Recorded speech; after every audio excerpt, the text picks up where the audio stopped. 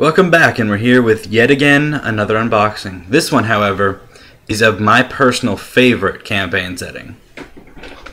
We're going to be unboxing a Ravenloft box set. I personally am a huge fan of Ravenloft. I think the entire horror aspect is great. And I always I ran a little bit of a game in Ravenloft. I thought it was really fun. My players enjoyed it. So I'm a big fan of Ravenloft. Alright, so we start off with a map. Someone put this stuff in weird. Ah, it's upside down. Map. What is it? The core lands. That's right. Because Ravenloft is broken up into pocket domain type things. So each one kind of their separate dimension-esque thing. You know, the heads of each domain cannot cross into someone else's domain, and they can stop other people from leaving theirs. We have another map.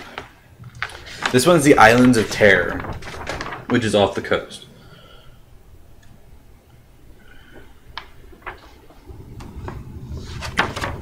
They've got all their names and everything. Pretty cool. I personally bought this just because I really like Ravenloft. I actually own the Domains of Dread book. You know, after all this stuff was released, they released just a hardcover book. It looks like this. You know, it's all fancy and it's really cool. I mean, I like what they did in that one. But I saw this and I just couldn't help it. I had to buy it just for all. It's got all these maps and everything that the other one doesn't have. I mean, it's got it in the book, but you know, you can't really like put that anywhere. You got another map. I don't know if this one's upside down or not, though. Is it? No. Oh, okay. This one's actually supposed to be done like this. One area. This is two area. And these two over here are more areas. So this map actually has like 4 areas on it. That's pretty cool. Very detailed. I think this one's another one like that. Yeah. We've got 1 area, 2 area, 3 area, 4 area, 4 area, 5 area, 6 area. So, and what I think these are is just kind of coastal regions or in-depth looks at domains. I don't know. I haven't looked through it. Then we get the Realm of Terror book with all its fun stuff. It's got, you know, unique artwork style to it. It's got this black rim running along the sides and different fonts and stuff. Let's see what it contains. It contains the Demiplane of Dread, which is the alternate name as you saw in the other book. About, you know, the mists, the gates, conjuration, how certain changes, war, destruction, those types of things also. Then it goes into how the classes work in Ravenloft, because they work different. It goes into the fear and horror checks, because that's a big thing in Ravenloft is, you know, fear, I think, is immediate threat. Like, you see something and you're afraid. I think horror is when you come across something. Like, fear would be if you're, you know, a peasant and you see a werewolf. That's fear. Horror is if you know, walk up back to your house and your whole family has been strung up by their entrails and are hanging from the ceiling, just levitating with these, you know, their faces gnawed off. I mean, that's horror. Then it goes into werebeasts and vampires, curses, gypsies, or Vistani as they're called in this one normally. Telling the future. I guess they want you to use tarot cards. I think that was one of the other things. Tarot cards tend to be prominent in this game. Spells, magic items, and then detailed, you know, lands of the core entries and the islands. Then it goes into the domain lords. Let's see if we can find a big one. A big one is Strahd von Sarkovich of Barovia. I mean, if you listened to D&D, you know, played it, heard anything about Ravenloft or old school D&D, when I can't remember what the first adventure was called. I want to say it was something to do with a house on Haunted Hill, something like that, or just Castle Ravenloft. You know, Strahd. Then there's some lich in here. I can't remember his name. It's Aslan, Lord of Darkon.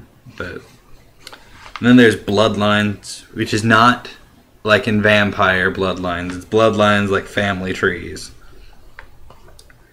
And then it looks like it goes into how to DM properly a horror, and you know, just how a DM should phrase things and write things so that it actually inspires horror in his players. Adventure ideas, new monsters, and then tables for stuff. I mean, this is a big book with lots of stuff in it. And the total number of pages is can't click. Alright. 137 of stuff, but then there's 1, 2, 3, 4, 5, 6, 7. 7 more pages of monsters. So there's 144 pages of just stuff in this book. It's a big, big book. This isn't even the core stuff. I believe there's one other box set that actually includes a Ravenloft DM screen, which I really want, but it's kind of expensive, and I can't bring myself to buy that like offline because I own Domains of Dread and Realm of Terror. The only thing I'd be really getting is that DM screen. But if anyone wants to sell me their Ravenloft DM screen, we can talk. Then we move on into artwork things. I think they're all the same. Nope. They're on the back we have what spells were altered a little bit. They're marked. Then we've got just undead and turning undead in Ravenloft. Let's see if we can get it closer. Turning undead. And then kind of just monsters that lurk in Ravenloft and the typical level of standard soldiers done by Realm.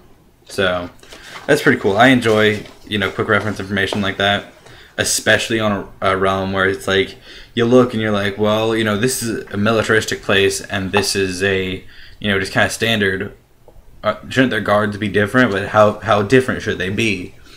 So I enjoy that. I mean, you don't have to use it, but it kind of gives you that guideline. I enjoy that. What is this?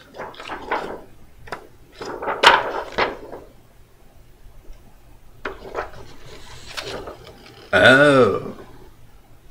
Alright. You actually can't see this because it just comes across as see-through. But it's done in hexagons, or yeah, hexagons all around in the standard size of maps, or at least outside maps. So what you can do is you can overlay this onto something. Let's see if we can find something. Is there anything in here? Ah, there is. Awesome. See, like we have this image, this house. What you can do is slide it over and get measurements if you were designing a dungeon. So I guess you could like take this and just kind of, you know, find a blueprint in real life, and you're like, well, I want to use that for my game. You just plop it over it, and you kind of get an idea of the measurements that you have for a game, in theory. I don't know if that'd work really well, but it's interesting. I'll cover what I just showed you when we get more to it, because I had to dig for it. There's others. Then we have pictures. But on the backs of these pictures is information about the people in the picture and their a little bit about them and their stats. There's the Timothy family, the Rainier family, the Dehonner, yeah, Dehonner family. These are the bloodlines that I was talking about earlier. Weathermay, and then Dilsania and Bortis. I think it's got stats for them on the back too, just so you know. And then we're back to the beginning. So, I mean, that's pretty helpful. It kind of gives you an idea of these NPCs that aren't always listed. Because I don't think they're domain lords, at least not big ones. Another advertisement for joining.